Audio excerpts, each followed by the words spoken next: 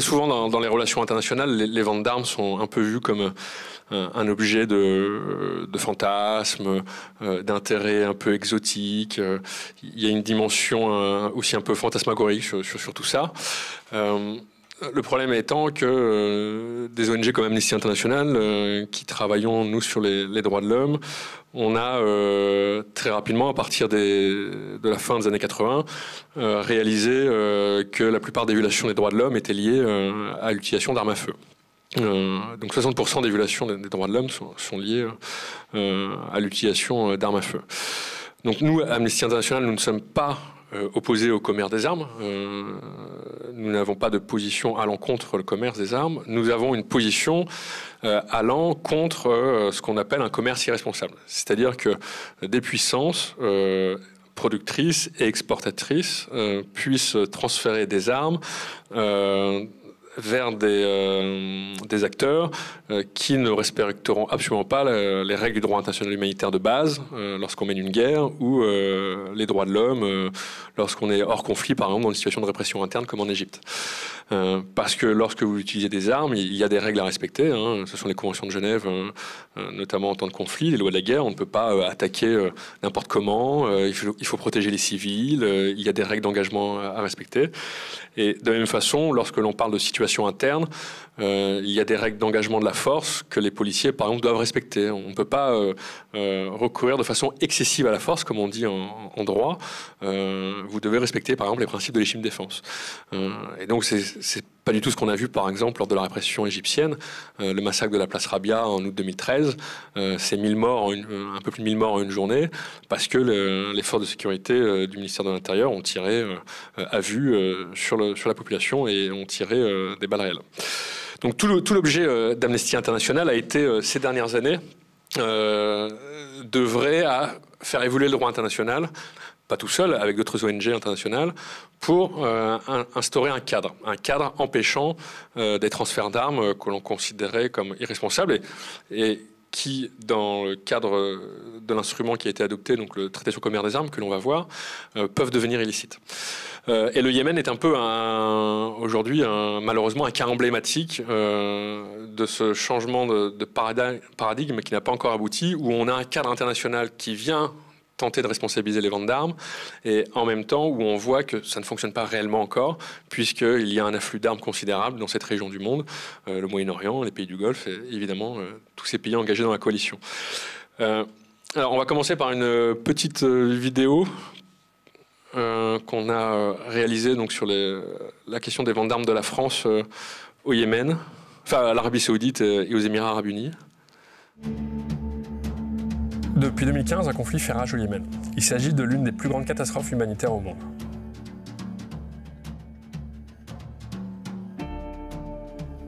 Comme tout conflit, celui-ci est alimenté par les ventes d'armes. Un commerce censé être encadré par des textes internationaux, mais qui sont malheureusement trop souvent outrepassés. Et la France pourrait ne pas faire exception. C'est ce que nous allons voir dans ce nouvel épisode d'éclairage.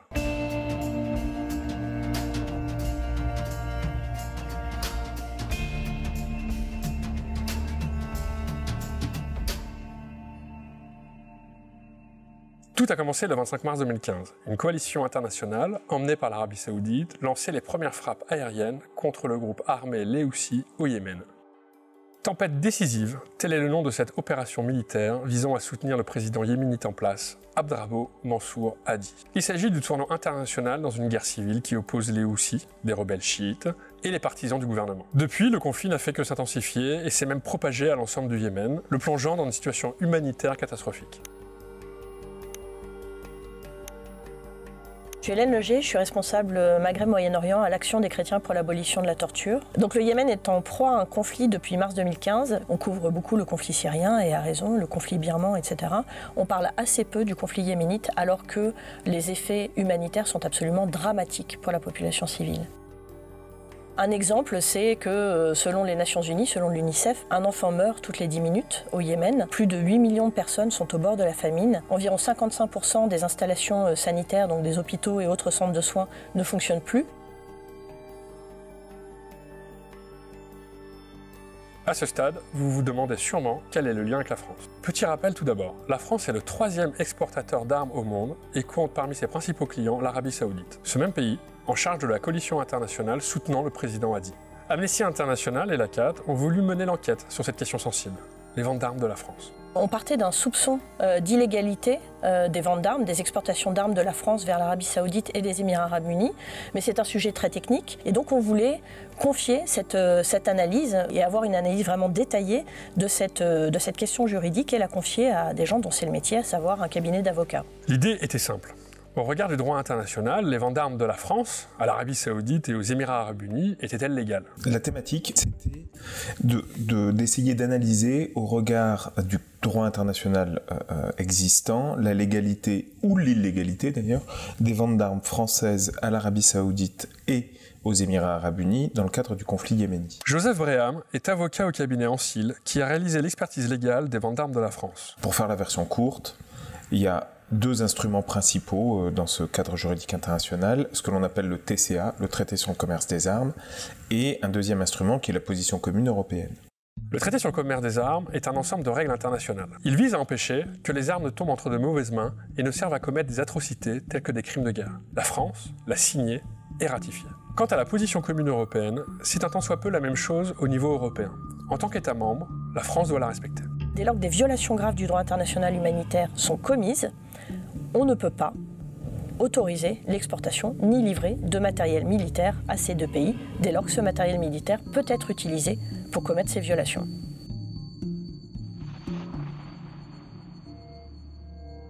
Le résultat de l'étude est assez clair, finalement. Les avocats ont estimé qu'il y a de très forts risques que les exportations d'armes de la France vers l'Arabie Saoudite et les Émirats Arabes Unis se fassent en violation du traité sur le commerce des armes et de la position commune de l'Union européenne. Il y a aujourd'hui des contentieux au Canada, il y a des contentieux en cours ou des débuts de contentieux en Italie, en Belgique. Il y en a eu un au Royaume-Uni qui est à cause d'appel aujourd'hui. Donc, vous voyez, ce n'est pas une problématique isolée. Ce qu'il faut noter, c'est qu'en France, cette question n'a absolument jusqu'à très récemment pas fait l'objet d'un débat. En tout cas, ça n'a pas fait l'objet d'un débat au niveau des autorités. La France est donc à la traîne et a vendu des armes qui pourraient servir à alimenter le conflit au Yémen, l'un des plus meurtriers de ces dernières années. À ce jour, la France continue de faire la sourde oreille aux souffrances des civils et reste muette sur ses ventes d'armes. Pire, le gouvernement refuse tout débat sur le sujet, quitte à violer les règles internationales qu'il s'était engagé à respecter. Merci d'avoir regardé ce nouvel épisode d'Éclairage. N'hésitez pas à le partager et à vous abonner afin de ne pas louper les prochains épisodes.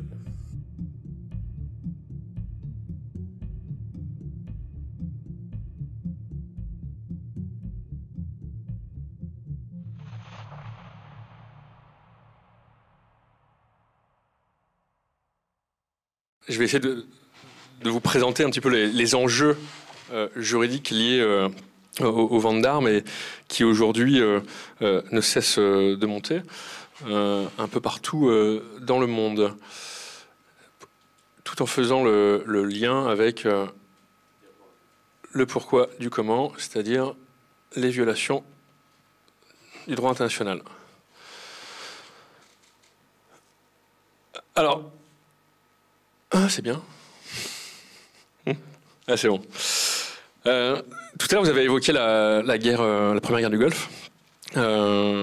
Et donc, la guerre et l'afflux d'armes et les armes qui ont été utilisées dans le cadre de cette guerre. Ce qui est intéressant, c'est que la première guerre du Golfe, c'est aussi une prise de conscience majeure pour beaucoup de pays de puissances occidentales, parce que ces puissances occidentales ont réalisé que dans le cadre de leur intervention armée, elles ont eu à se battre contre un ennemi qui était équipé avec les armes qu'on leur avait fournies. Et ce, non pas en petite quantité, mais en grosse quantité. Par exemple, la France a été pendant très longtemps un des importants fournisseurs en armes classiques de l'Irak. Et cette première prise de conscience a entraîné la création d'un premier instrument, un instrument international qu'on appelle le registre des Nations Unies sur les armes classiques. C'est un instrument volontaire, c'est-à-dire que les États participent volontairement à cet outil en transmettant des informations sur leurs exportations, importations d'armements classiques et leurs dépenses. Alors quand on parle d'armement classique, on parle de l'ensemble de ces armes par opposition aux armes de destruction massive. Les armes de destruction massive, ce sont les armes nucléaires, biologiques, chimiques. on peut y inclure les armes radiologiques. Mais donc les armes classiques, ce sont ces armes que tout le monde connaît. Ce sont les avions de combat, les chars de combat, les armes légères de petit calibre, les sous-marins. Les sous-marins qu'on a vendus à l'Australie font partie des armes classiques.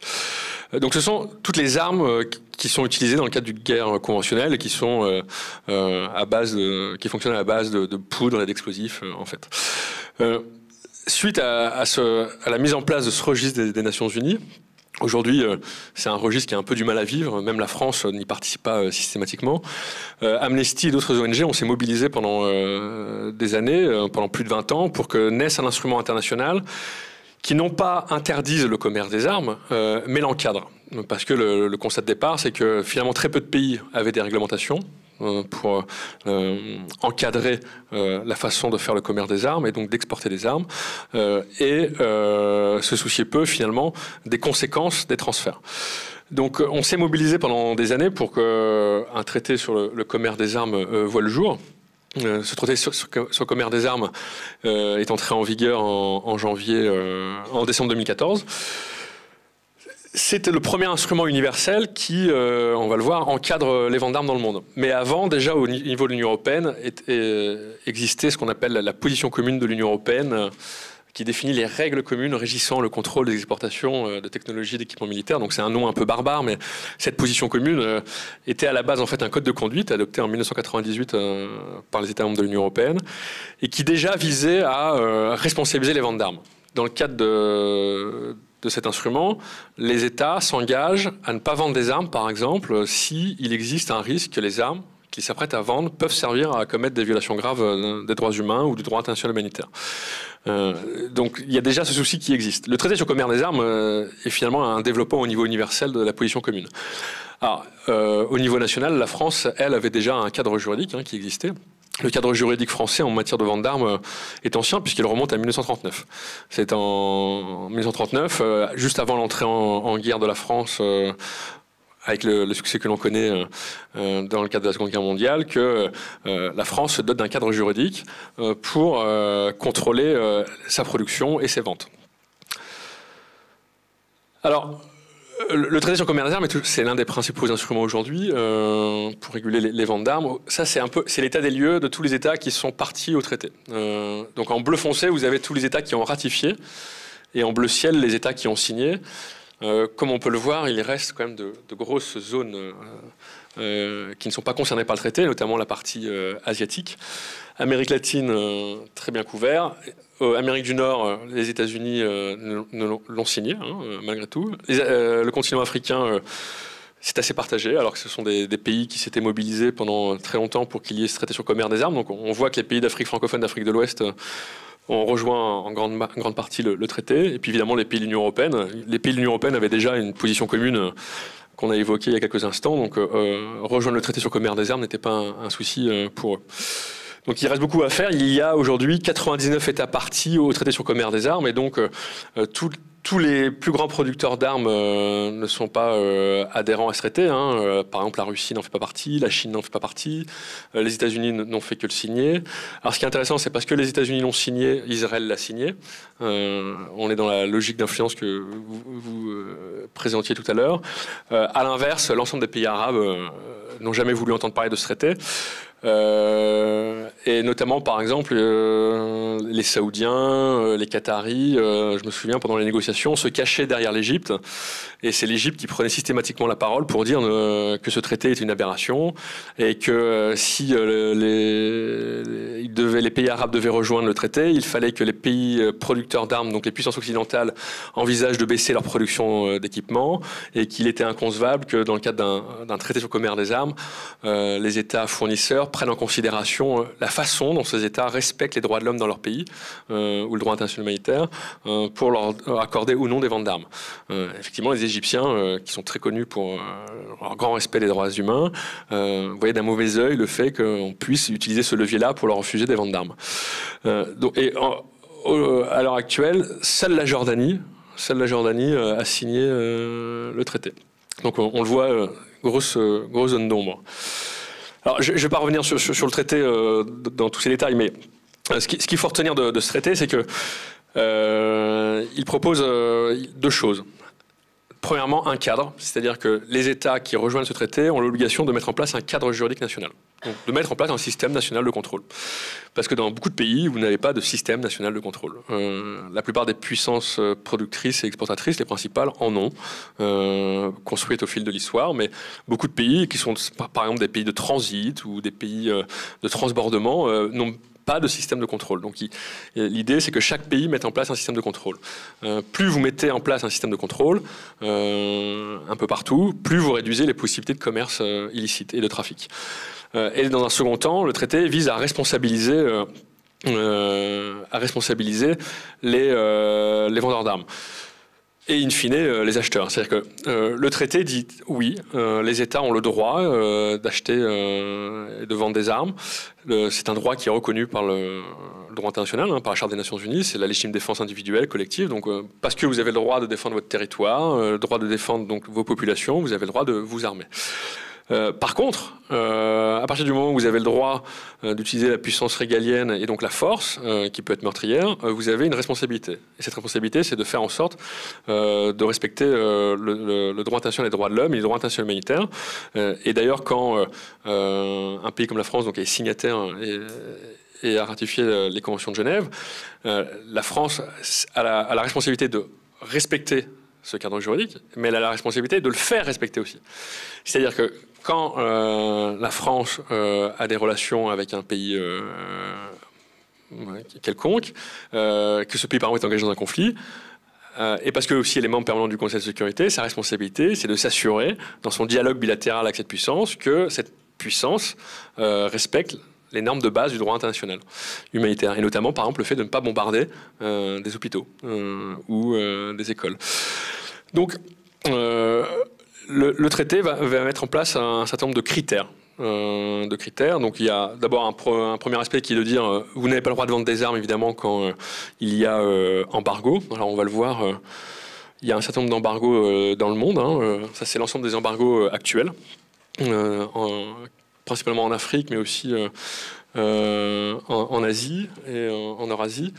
Il faut savoir aussi, par exemple, que sur ces pays qui sont sous embargo, la France continue à vendre des armes à ces pays. La France continue à fournir des équipements à la Russie et à la Chine et à la Libye aussi. Alors cela tient à l'écriture des embargos, qui ne sont pas toujours très précis. Et donc il y a une interprétation des embargos. La France cherche les trous dans la raquette et peut exporter ainsi des armes.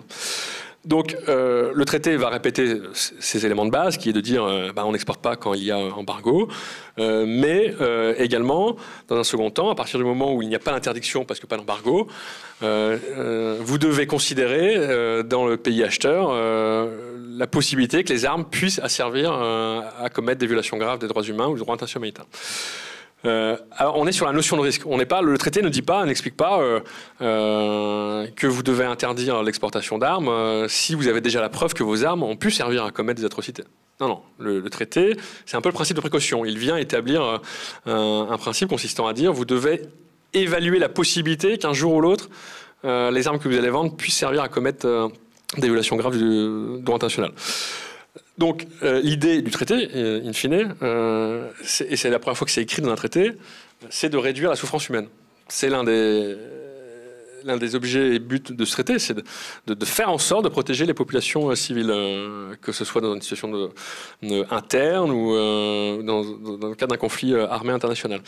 Donc le traité crée un équilibre. Vous avez le droit. Vous avez le droit de produire, de vendre, d'acheter, de faire du business en étant en état de transit, et seulement en état de transit par exemple, mais vous avez une responsabilité qui est de faire respecter le droit. Et en cela, le traité n'invente rien. Le traité reprend les normes de droit international des droits de l'homme et du droit international humanitaire qui existent depuis des dizaines d'années. Donc on n'a fait que rassembler le corpus juridique existant et le synthétiser dans ce traité. Alors, le fait est qu'on le verra, ce traité n'est pas forcément respecté. Alors, le traité va couvrir un certain nombre d'équipements, les chars de combat, les véhicules blindés de combat, les systèmes d'artillerie de gros calibre, les avions de combat, hélicoptères de combat, navires de guerre, missiles, lanceurs de missiles, armes légères et armes de petit calibre. Donc, il couvre un grand aspect, un grand éventail d'armes, pas toutes les armes. Il va différencier en plus un certain nombre de choses par rapport aux armes qu'on vient de voir. Donc il y a cette liste des armes, il y a 7 grandes catégories. Et il y a aussi les munitions et les pièces et composants qui sont intégrés dans le traité. Mais par exemple, pour les munitions, elles ne sont couvertes qu'à l'exportation. Et ça, c'est les Américains qui l'ont voulu. Ils ne voulaient pas que l'ensemble du marché de l'armement lié aux munitions soit contrôlé. Les munitions, c'est le nerf de la guerre. Je me souviens d'un ambassadeur malien qui me disait une Kalachnikov sans munitions, elle vous sert à rien. Donc, on l'a vu au Liberia durant la guerre en Sierra Leone, certaines offensives ont été bloquées parce que les combattants manquaient de munitions. Et les États-Unis sont l'un des plus grands pourvoyeurs de munitions au monde. Donc, ils n'avaient pas trop intérêt à ce que ça soit trop contrôlé. Et puis les pièces et composants sont contrôlés dans le cadre du traité. Donc, ces pièces et composants qui peuvent servir à assembler des armes. Le traité couvre un certain nombre de transferts, exportation, importation, transit, transbordement, courtage. Le courtage, c'est tout ce qui est trafiquant d'armes, c'est les intermédiaires. C'est le film Noir de Foire, si vous l'avez vu. C'est Victor Bout, légendaire trafiquant d'armes arrêté en Thaïlande, c'est en Thaïlande je crois, ou en Malaisie, et qui a été transféré aux États-Unis pour être jugé, parce que c'est l'un des plus grands vendeurs d'armes au monde. Ça, c'est l'un des aspects du traité qu'on a vu tout à l'heure. Donc, la mise en place de régimes nationaux de contrôle. Alors la France a un régime national de contrôle. Je ne sais pas si tout le monde est au fait de ça. En France, le principe, c'est la prohibition des exportations. En France, vous n'avez pas le droit de vendre du matériel de guerre, sauf autorisation de l'État. Donc le principe, prohibition. Si vous voulez produire et vendre des armes, vous devez demander une autorisation. Première autorisation qui est une autorisation de fabrication et de commerce et d'intermédiation. Et ensuite, à partir du moment où vous voulez vendre et vous engager dans l'exportation, vous devez demander une autorisation à l'État. Cette autorisation de l'État, elle est soumise à un contrôle interministériel. Donc il y a une commission interministérielle qui est composée du ministère de la Défense, du ministère des Affaires étrangères, du ministère de l'Économie. Ce sont les 3 ministères à voix délibérative. Et c'est un service du Premier ministre, le secrétariat général de la Défense et de la Sécurité nationale, qui gère cette commission interministérielle des exportations de matériel de guerre, qui se réunit une fois par mois. Cette commission donne un avis. Les industriels donc, envoient une demande d'exportation au ministère de la Défense. Le ministère de la Défense la fait circuler parmi l'ensemble des ministères. Ils se réunissent, donnent un avis, favorable ou pas. Et, in fine, c'est le Premier ministre qui décide. Donc chaque autorisation de vente en France, c'est le Premier ministre qui les valide.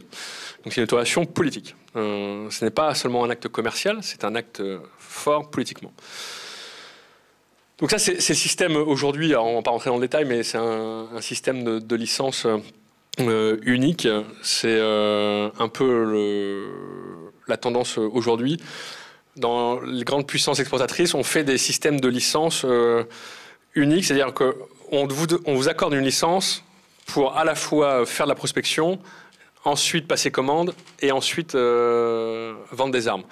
Donc on a une licence générale qui est soumise à un contrôle qui aujourd'hui pose question parce qu'on n'a pas de document pour chaque étape. Avant 2014, on avait un document pour chaque étape du processus d'exportation. Aujourd'hui, on a une seule licence. Et ces licences, par ailleurs, ne sont pas forcément publiques. Donc on a une vraie difficulté en termes d'évaluation de ce à quoi correspondent les licences d'exportation qui sont délivrées. On ne sait jamais si une licence d'exportation elle va correspondre à une prospection de marché ou à la signature d'un contrat. C'est extrêmement compliqué. Donc ça c'est les exportations. Bon, ça c'est les principes du traité qu'on a vus. Quand on parle de contrôle à l'exportation, on parle forcément de transparence. Combien d'entre vous, parmi vous, aujourd'hui, savent exactement ce que vend la France et à qui ? Vous êtes comme moi, finalement, vous en savez très peu. Pourquoi ? Parce que la construction du contrôle à l'exportation en France est liée à l'histoire de la Ve République et à la constitution de ce qu'on appelle le domaine réservé de l'exécutif. Et le domaine réservé de l'exécutif, c'est touche tout ce qui touche aux relations internationales, politique de défense et de sécurité, et puis évidemment la production en matière d'armement et l'exportation. Donc depuis la création de la Ve, l'exécutif s'est arrogé le contrôle et la domination sur ce sujet-là. Le Parlement est complètement absent du sujet. Et ce n'est qu'aujourd'hui qu'on commence à voir un débat naître. Et donc, le seul outil dont disposent les parlementaires aujourd'hui, c'est ce fameux rapport au Parlement qu'on voit ici. C'est un rapport qui est édité par le ministère de la Défense chaque année et qui fait un panorama des ventes d'armes de la France, mais en mettant en avant que des montants financiers. La plupart des informations données sont des agrégats financiers correspondant aux prises de commandes, livraisons, mais sans donner de détails sur quel type d'armes on fournit, en quelle quantité, à qui. Quand je dis à qui dans le pays acheteur, c'est est-ce que c'est pour les forces armées? Est-ce que c'est pour la police? Évidemment, on ne vend pas des systèmes de missiles, je sais pas moi, par exemple portables comme les RPG-7 que vous connaissez peut-être, à la police comme on vendrait ça aux armées. On voit mal des policiers utiliser des lance-roquettes pour lutter contre les manifestations. Donc, c'est des informations qui sont importantes à avoir. On n'a pas ces informations de base. On a juste des montants financiers et en fait, le rapport au Parlement permet juste de dire à la France nous sommes dans un pays avec une certaine performance industrielle, commerciale, quand ça marche, parce qu'il y a des années où ça n'a pas marché, mais le fait est que depuis que François Hollande est passé parmi nous, les ventes d'armes n'ont cessé de croître. Nicolas Sarkozy a essayé, ça n'a pas forcément bien réussi, François Hollande y est parvenu. Et donc l'information, c'est le nerf de la guerre. Si vous voulez peser dans le débat et faire en sorte de vous assurer que la France respecte ses engagements internationaux comme le traité sur le commerce des armes, vous devez avoir accès à l'information. Et donc la première bataille pour nous, elle commence par avoir de l'information sur ce que l'on vend et pourquoi faire. Bon, ça, je ne vais pas rentrer dans le détail. Donc ça, c'est les enjeux franco-français, effectivement, amélioration de la transparence. Et la France doit aussi améliorer son cadre juridique. La France, moi, je pourrais vous faire le discours du ministère des Affaires étrangères ou l'Élysée. Nous avons un système de contrôle robuste, monsieur Elouin. Soyez assurés que nous ne vendons pas n'importe comment. Ce ne sont pas des baguettes de pain. D'accord. Ceci étant dit, on n'a pas de système de contrôle complet, exhaustif pour contrôler les trafiquants d'armes. Il n'y a pas, et donc ceux qui sont les courtiers, qui jouent le rôle d'intermédiaire entre l'acheteur et le vendeur, on n'a pas de système complet pour réprimer tous ceux qui violeraient les embargos sur les armes. Or, on a des cas de courtiers français qui ont vendu des armes à la Côte d'Ivoire en violation de l'embargo alors que le pays était en conflit dans les années durant la première décennie des années 2000. Donc c'est un vrai problème.